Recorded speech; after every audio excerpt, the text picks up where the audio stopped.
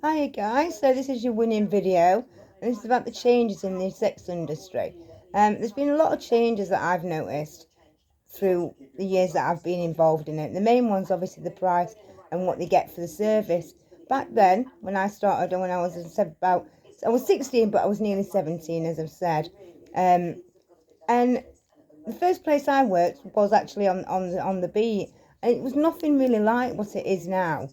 You got different sorts of customers. You didn't get the ones bartering like you do now. The girls sort of stuck together. There was no sort of it's like dog eat dog now. There's absolutely no loyalty in the girls whatsoever.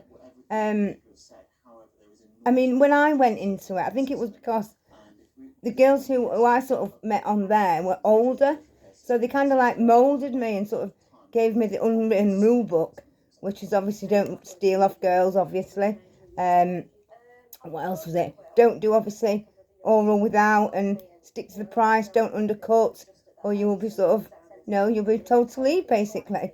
Even though it's it's a road, it's not even a premises, but it makes it fair.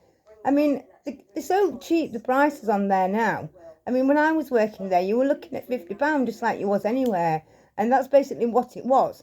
For sort of like just literally get in, pull your trousers down, have sex, and then and get dropped back off.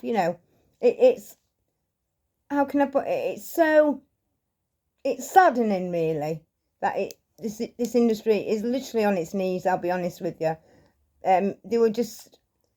I know the recession obviously has not helped, has it really? With everything that's been going on, but there's still always going to be men horny and men paying for sex. I mean, the massage parlours, they obviously advertise for you, and they obviously was a lot busier back then, but they are still. You do make money in them. You will make more money in a massage parlour, definitely, if you find a good one. I mean, I used to travel a lot, but yeah, I mean, the types of girls that join, I can always tell them, and it's always like by their attitude. And like I say, people my age say, we're old school. I mean, the girls that are joining now, they're having to do everything for £60. I mean, like I said, you got sex and oral with for £50, and now, if you go to a massage parlour or you ring an escort up, obviously an escort is an hour, so it's more, but you ring an escort up, or you ring most people off the websites and stuff. I will guarantee you, if they are not offering GFE, they are not going to make money. There was none of that when I was younger, when I first went into this industry. Nothing. And it was all about the girls. The girls was who you looked after. Who came first above everybody. And now it's like the customers. We like wrap them in cotton bloody wool, almost. Got to make them happy, or they'll go and write bad reviews on you, and then that'll affect your business. I mean, come on, you're paying for sex, love. You've not just bought a bloody Rolex watch and straps fell off. Christ, we're not eBay going bloody leaving reviews. There was none of that at all. I mean, I can remember when I used to work at Caesars when I first started, after the street and oh God, I mean, you made a lot of money there, and there was loads of girls.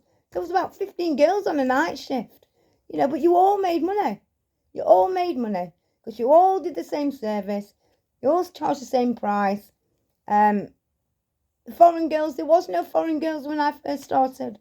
They were just sort of phasing in a bit when I'd been there a little bit, but most places wouldn't employ them, and Caesars didn't. They do now. Christ, they do now. But they didn't. The place that did was Amiga, and funnily enough, it got raided, and that's another story. You have to Google it. But it's I don't know what to say about it really. I'd hate to think what it's going to be like in a few years. I mean, the girls on the B, I suppose they suffer enough, but they have done it to themselves. Like I say, undercutting everything, and that's the problem. That's your main issue. Undercutting. You know, I don't know why people do it, but there was none of that. None of that. The customers were better. Obviously, they had more money and they used to tip you. They tip you for nothing. They tip you just for being you. You know. Now, you know, it's tips for, they want snog. I mean, a GFE service, there was that, like I say, there was none of that. A GFE stands for girlfriend experience. And with that, they get a massage, was it supposed to. They get a massage, and they get kissing, full on kissing, like you would your boyfriend. That's what they want now. They want oral without. So, then sex. And now, they're even asking for sex without. Jesus. They've got death wishes. But that's men, they don't think like that, do they? So they get sex. Most of them are last things like oral to completion. So they want to come in your mouth. They want to do oral on you. And that's in with the GFE. You know, I can't get my head round it. And these girls are doing it, obviously, because they don't make no money. They don't make no money. But anyway, that's my little rant about how it's changed. I'm keeping this one shortish because I'm going to do a longer version and I'm going to see what the difference is in views, guys. Okay?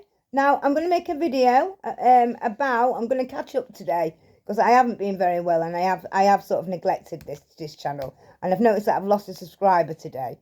Come on, getting me up, babes. Come on, family. Hope you all have a nice Easter weekend and eat lots of chocolate. I definitely need to. See you soon.